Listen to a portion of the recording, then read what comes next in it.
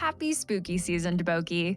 I can't remember, are you a Halloween person? That's a great question because I don't know. I love candy, I love dressing up, but I also know that the older I get, the lazier I get about Halloween. I do love shopping the candy sales the next day, but what about you? What are your Halloween feelings? I would say I am a fan, although I grew up in New England, specifically Massachusetts, where Halloween is big. So comparatively, I'm really not a huge Halloween person, but I will be bringing a taste of spooky New England to today's episode with something that has become a bit of a Halloween staple, the Salem witch trials.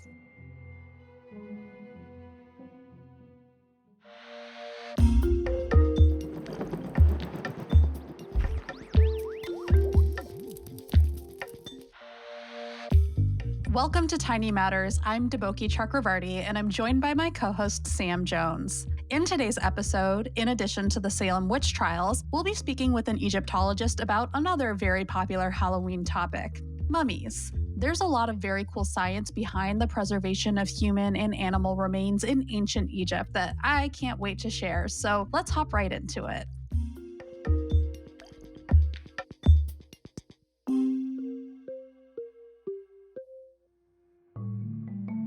We'll begin in Salem in the late 17th century. This is Puritan times, about 70 years after the Mayflower arrived. I wouldn't call it a particularly happy time. You have British colonizers warring with native people whose land they've stolen. A lot of settlers have either died from conflict or disease. There's just a lot of unrest. And before the century draws to a close, you have the Salem witch trials. Salem witchcraft trials were a series of hearings, trials, and executions that took place in Salem, Massachusetts in 1692 and 1693. 19 people were executed by hanging, and one was pressed to death. It's the last executions for witchcraft in the United States, and it has had this attraction by so many people because it's such a bizarre instance. That's Margot Burns, the project manager and associate editor of Records of the Salem Witch Hunt, which is the most recent and most comprehensive collection of legal papers from the Salem witchcraft trials. So, how did it all get started? It began with two girls accusing three women of being witches. Those women were Sarah Good, Sarah Osborne, and Tituba, and enslaved women from Barbados. And they were the first of many residents to be charged with the capital crime of witchcraft. The people they were accusing of witchcraft had powers from the devil to be able to send their specters through the air, and those specters could then go to victims and choke them and pinch them and almost press them to death, that kind of thing. And they would see visions, they would have sensations, and the afflicted people, or so-called afflicted people, were claiming this was evidence that these other people were witches. People accused of being witches would be jailed and often put through a series of tests. Margot told us that in Salem, they did something called the touch test. Witches were believed to send what they called effluvia from their eyes into the body of a victim. So for the touch test, the authorities would force the person accused of being a witch to touch the person who was allegedly afflicted, and if the affliction stopped, the idea was that all the malevolent particles were sucked back into the witch. Yeah, there is a lot to unpack there. Yeah. I would love to hear what sparked your personal interest in the Salem witch trials. Well, everybody tries to see if they've got an ancestor or something like that. And I do have an ancestor who was involved. Her name was Rebecca Nurse, and she was one of the 19 people who was hanged. However, that wasn't as significant to my grandmother, who did the family genealogy. So in her notes, Rebecca Nurse's life was just an asterisk. There was her name, asterisk at the bottom. It said, executed for witchcraft, July 19th, 1692 in Salem. And I sort of went, oh, that's interesting, and then went right by it. It wasn't until much later, after taking a graduate linguistics course, that Margot really became interested. She wrote a paper on the Salem witch trials, returned to New England, and then decided to go down a rabbit hole. And the rabbit hole I went down to was all of the Salem witchcraft trials. And Rebecca Nurse is part of that, but the whole of it just fascinated me. And within a couple of years, Bernie Rosenthal, the general editor of Records of the Salem Witch Hunt, was just starting out, and he invited me to be his project manager. 12 people, including Bernie Rosenthal and Margot, ended up working on Records of the Salem Witch Hunt. It It was a huge undertaking that took a decade to complete. It was hard enough for them to find all of these documents, but even once they were found, there was the question of what they actually said. Where do you find people who can read old handwriting? I mean, how many paleographers do you actually know? I would say 0, personally. Well, paleography is the science of reading old handwriting. And it turned out there was a group, about a half a dozen linguists, historical linguists in Helsinki. So they were half of our team. And it meant going to all these different archives. Going through tons of archives across Massachusetts and elsewhere and pulling together everything has been essential for understanding what happened in Salem, Massachusetts, and what likely did not happen. There's a theory that's circulated for decades, especially around this time of year, and it's that a fungus caused the Salem witch trials. The notion is that it was possible that these girls had consumed bread that was made from rye grain that was tainted by a naturally occurring toxic fungus called ergot. And I call it the moldy bread theory. And the important piece here is that when LSD was discovered, it was derived from ergot. So that sort of lends itself to explaining all these visions, all these hallucinations and the sensations. We talked about the history of lysergic acid diethylamide, or LSD, and other psychedelic use in an episode of Tiny Matters earlier this year, if you want a deep dive on that. But in the case of the Salem witch trials, you're probably wondering where this possible LSD connection came from in the first place. When I ask people how they know about this, and they give me some kind of answer, I must have read it, I must have seen it on TV, I decided I wanted to find out everything I could about this. Most people who'd sort of looked into it a little bit knew about an article in Science magazine in 1976 by Linda Caprell. As an undergraduate, Linda took a course on colonial American women and was assigned a paper on the girls who kicked off the Salem witch trials. Being a science major, Linda began wondering if there could be a scientific explanation for why the girls reported seeing these visions and feeling like the specters of the women they were accusing were harming them. Linda started thinking about what could have been in the environment at that time. Remember, this was the 1970s. The Environmental Protection Agency had just been created, and it was becoming increasingly clear that environmental toxins have a huge impact on human health.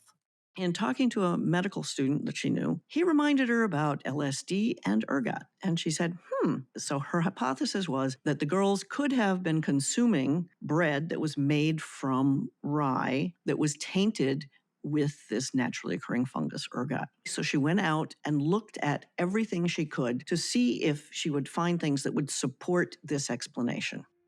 So after establishing some degree of similarity between the girls' symptoms and a bad LSD trip, Linda looked into how ergot grows.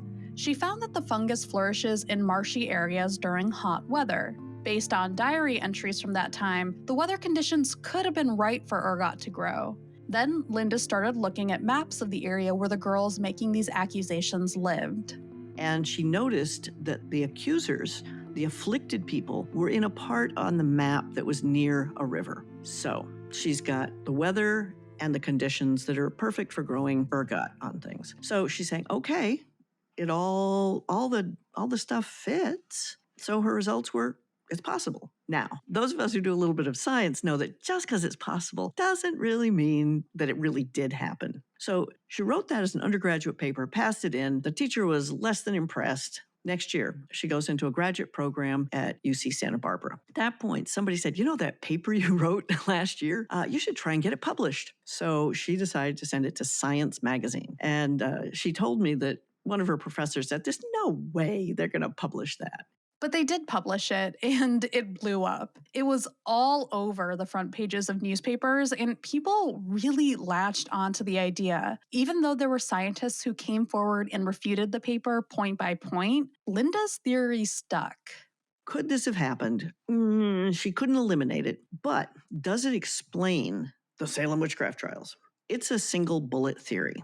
The other part of this is that if so, we only are having evidence from the first teenage girls who were making this claim. And that generally got the authorities to go out and start arresting people and interrogating them and putting them in jail. The problem is there were over 150 people who were ultimately arrested. And they were arrested in all sorts of towns, up and down through Massachusetts and into Maine. And they weren't necessarily always being accused by this small set of so-called afflicted girls. Margot told us that more likely, the afflicted people accusing women of being witches already had some sort of conflict or issue with them. And ultimately, a person's reputation within Salem played a huge role in whether or not they were accused. If you ask me, what's to blame for the Salem witchcraft trials? It was the credulity of the magistrates who were arresting these people, who were putting them in jail, putting them on trial. And the chief magistrate, William Stoughton, actually really promoted this to the point that my own ancestor, Rebecca Nurse, was found not guilty by the jury, and he sent them back twice until they came up with a guilty verdict. William Stoughton was a notoriously harsh Puritan magistrate, a judge in the Salem witchcraft trials who allowed for reports of specters to be considered legal evidence. But there was also an event before the Salem trials that could have planted the seed. A few years before the Salem witchcraft trials erupted, there was a case in Boston where a man whose children started behaving bizarrely. Again, we got this idea of children behaving bizarrely, and it was interpreted that they had been afflicted. Reverend Cotton Mather had gone in to investigate, because when these things happen, once you say, well, maybe it was witches, you would get doctors and you would get clergy coming in. And Cotton Mather had examined the Goodwin children, and they finally came up with somebody to accuse of witchcraft, and that was Goody Glover. She was the mother of an Irish washerwoman, and they managed to convict her. She couldn't say the Lord's Prayer in English. Well, Gaelic was her native language. So there were a lot of different tests they would put people through, and this older woman, Goody Glover, was convicted of witchcraft with the help of Cotton Mather's assessment of it, and she was executed. And even more, Cotton Mather wrote about it and published the story. So it was already in people's mind that these were the kinds of afflictions, and there'd already been somebody who'd been convicted and executed for witchcraft based on that. So Cotton Mather's book really set the stage for credulity in all of these things in Salem Village and beyond. So do I think that these accusations by teenage girls caused it? It may have got a little spark, but you really want to know what caused the trials to run as they did. It's the adults, it's the parents, it's the ministers, it's the doctor, it's the judges. They all took that information and interpreted it as witchcraft, and witchcraft was a capital crime, so they followed through on all of it. So next time someone tells you ergot caused the Salem witch trials, tell them it's highly, highly unlikely. The evidence points to a whole lot more than moldy bread. In July 2022, the final remaining person convicted during the trials had their name cleared. It was actually a middle school class in North Andover, Massachusetts, who brought the case to the Massachusetts legislature. The remaining person was Elizabeth Johnson Jr. She was convicted in 1693 and sentenced to death. She fortunately avoided the death penalty, but it took 329 years for her to be officially exonerated. 329 years. That's a long time, typically. But in the context of our next story, not so much. We're heading to ancient Egypt, a cool 5,000 plus years ago. They had a very firm belief in life after death. And so they thought that, once you died, you would be reborn in your own body, basically, except a very good version of it. That's Salima Ikram, a professor of Egyptology at the American University in Cairo, who has worked as an archaeologist all over the world. So they came up with the idea of mummification because it preserved the body, and therefore your soul could re-enter it, it could reanimate it, and you could have a fantastic time in the afterlife. And when you say you could be even better in the afterlife, what do you mean? Were there certain things that were done so that you would come back and be wealthier, or come back and be, happier, better in some way? Absolutely. I was just talking about your physical self, because what you put into your tomb, of course, often are things that you might not have had every day. Or the drawings on the wall of a tomb portray what you would like to have in an ideal life every day. It's a bit like many people's curated lives on Facebook or Instagram. They look as if they never had anything bad happen to them and never a pimple marred their face. And the ancient Egyptians basically were the ones who invented that. So there were fake eyes put in, false hair, makeup. So you really looked your best, or what was conceived as the ideal at that time for the afterlife.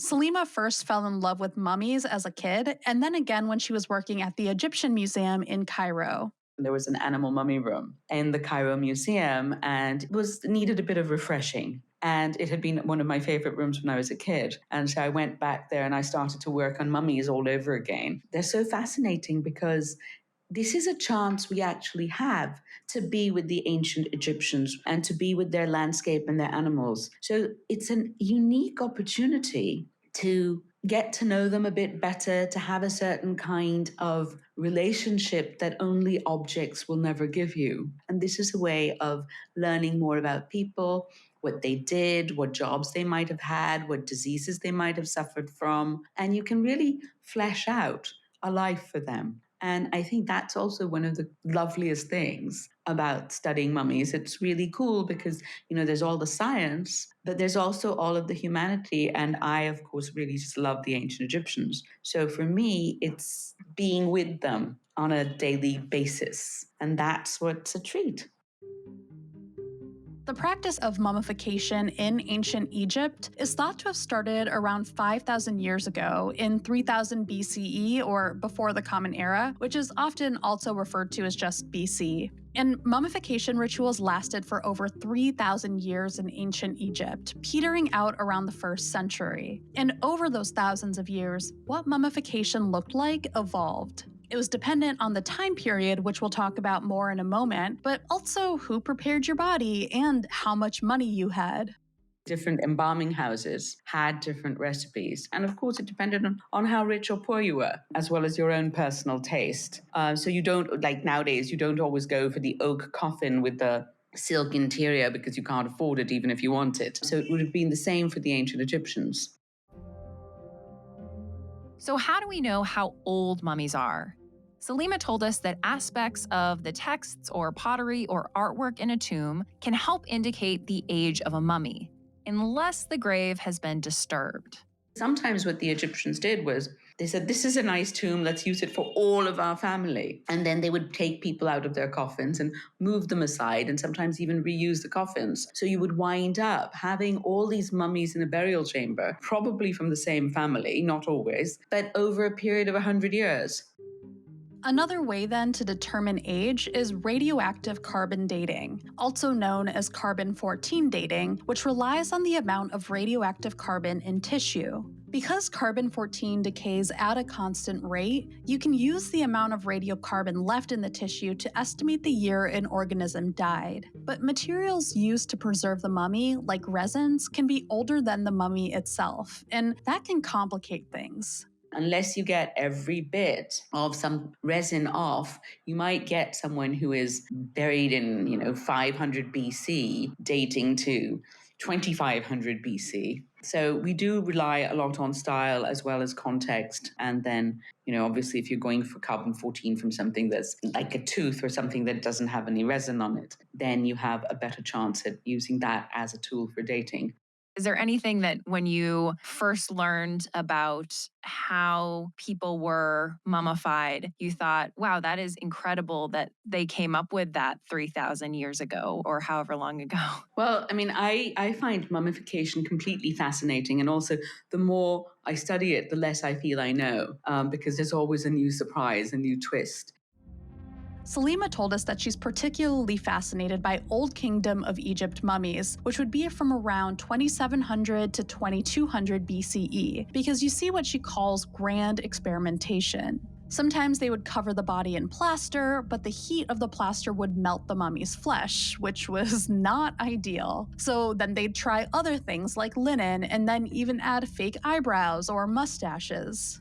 The Old Kingdom had a few different mummification styles, but none were what you'd call classic mummification because they didn't eviscerate people. That began after 2000 BCE.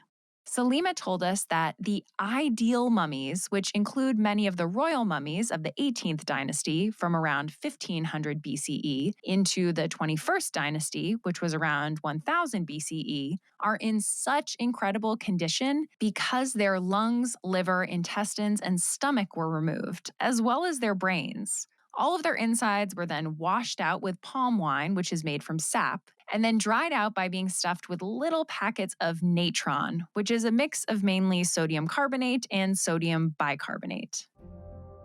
Natron also pulls fat cells out of tissues. So, to make the mummies look a bit more plump and lifelike, Salima told us that ancient Egyptians would stuff their cheeks or make incisions in the arms and legs and fill them with sawdust. Embalming materials were applied to the mummies to form a water-resistant seal and keep away insects and bacteria. These included things like beeswax, a petroleum-based mix called bitumen, and viscous sticky resins that often came from trees. Some resins would leave a gold hue. And of course, what a mummy is doing, it's you're changing from being a human being into a divine being. And this transformation is physically manifest by this anointment where you become like the gods whose flesh is of gold. And then in some later periods, you would also get the mummies turned much more blackened.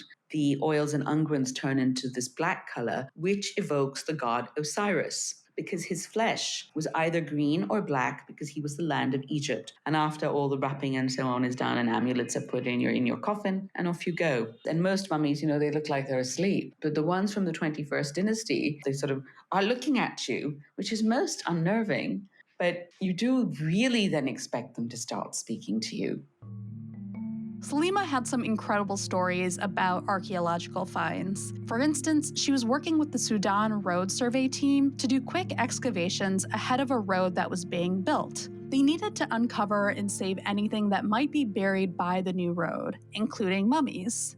I remember opening up a grave, and it was extraordinary because I thought I am going to be the first person to touch the blocking stone since it was put into place. And I removed it and I put my head in, and you could still smell the incense that had been burnt at the funerary rituals. The body had been on a bed and was laid out, and it was just so extraordinarily poignant because suddenly the time between the burial and the time between the discovery had vanished, and one felt so in touch and in contact with this person and their poor family. And about how old do you think that tomb was? Oh, that was only about 500, 400 BC. So 2,500 years ago. It's so funny that you say only, but yes. The cutest mummy that I have ever had the joy to encounter was an animal mummy. And that was when we found a bunch of these little packets, and animals were mummified and given as offerings to the different gods. And this was a teeny weeny packet. I thought, what is it? And luckily, it was disintegrating so badly that I could remove the dust and some of the bandages. And inside, on a little bed of textile, there was nestled this tiny, sweet, adorable shrew that was all curled up, and you could see the fur and everything was perfectly preserved. Over the millennia, mummies have been treated in a number of ways. They've been revered, but they've also been ground up and sold as a medicine or turned into a brown paint called mummy brown. They've been studied for medical insight, but also been destroyed in unwrapping parties, which were popular in Victorian times, thrown by the wealthy white societal elite.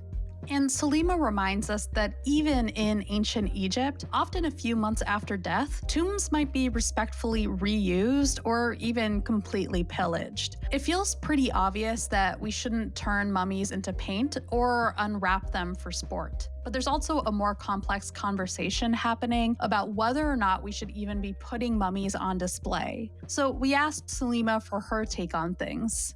I think that they should be treated with respect, but I don't think they should be hidden away. I think that they should be put on display, but, in a decent way with a covering of some sort. You can see their faces. Why not?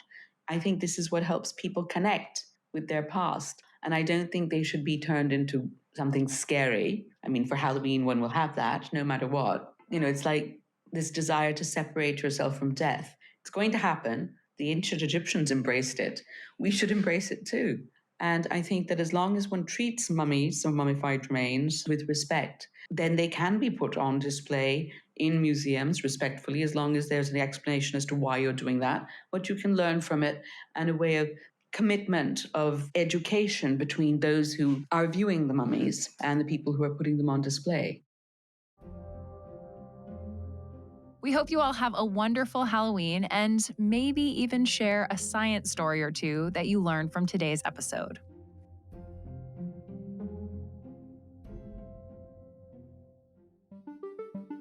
Time for a tiny show and tell.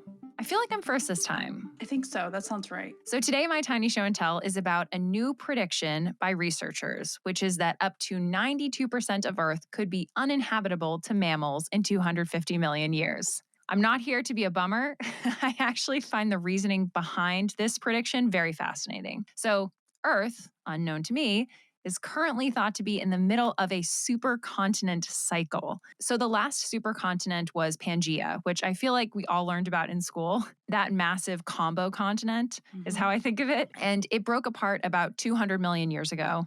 The one that is predicted to be 250 million years from now has been named Pangaea Ultima and is expected to form at the equator. So the Atlantic will shrink, and Africa and Europe and Asia will combine with the Americas. So this will obviously drive a lot of volcanic activity. Volcanic activity leads to tons of carbon, mostly carbon dioxide, being spewed into the atmosphere. And a lot of species, including mammals, cannot survive that. So it's fair to say this is, of course, a bit depressing, but I do think this idea of Pangaea Ultima and this cyclical movement of our continents is really interesting, because I don't know why I thought like you have Pangaea and then you have this break and then the continents move. And even though I know that the continents are always moving because we have volcanic activity and earthquakes and all of that, I just didn't really think like, oh, we could end up with another Pangaea one day. Yeah, that's so wild. That's super cool.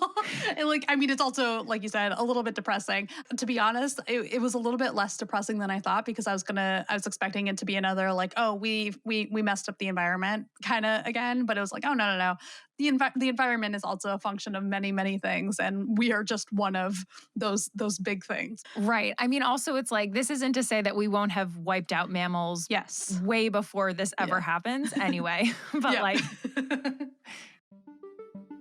So for my tiny show and tell, this is actually a follow-up on our flu episode, because I saw this article and it was like, oh, this is interesting. So I thought I would bring it to the tiny show and tell in case anyone wanted to kind of follow up on some of the stuff we talked about in the flu episode. So this is an article in Undark called "The Race to Protect Endangered Condors Against Deadly Bird Flu." We talked a little bit about bird flu vaccines, and we also mentioned that they're kind of difficult to implement for a lot of reasons. And so if you're curious about the application of bird flu vaccines in like a specific context and like how scientists go about dealing with the fact that like you're trying to vaccinate a wild population of birds. This is a really interesting article. Basically, biologists in Arizona, they realized that the condor population, which is endangered, was also starting to get pretty sick with bird flu. They saw one condor. They thought at first it was lead exposure, because apparently that's a common issue for condors if they're eating animals that were killed by lead bullets. But eventually the scientists realized that actually, no, this was bird flu, and it was taking out like a really, really big chunk of the California condor population in Arizona and Utah.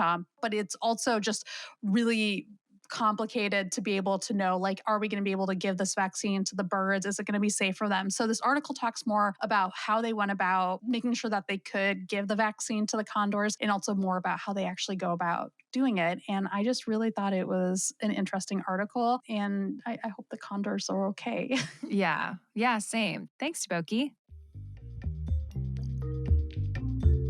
Thanks for tuning in to this week's episode of Tiny Matters, a production of the American Chemical Society. This week's script was written by Sam, who is also our executive producer, and was edited by me and by Michael David. It was fact-checked by Michelle Boucher. The Tiny Matters theme and episode sound design are by Michael Simonelli and the Charts and Leisure team. Thanks so much to Margot Burns and Salima Ikram. If you've not rated and reviewed Tiny Matters, please do. We're trying to grow, and that really, really helps us. If you want another way to support the show and to look really cool while drinking your morning cup of coffee, tea, juice, whatever, we've left a link to our Tiny Matters coffee mug. You can find me on social at SamJScience. And you can find me at Okie Dokie Boki. See you next time.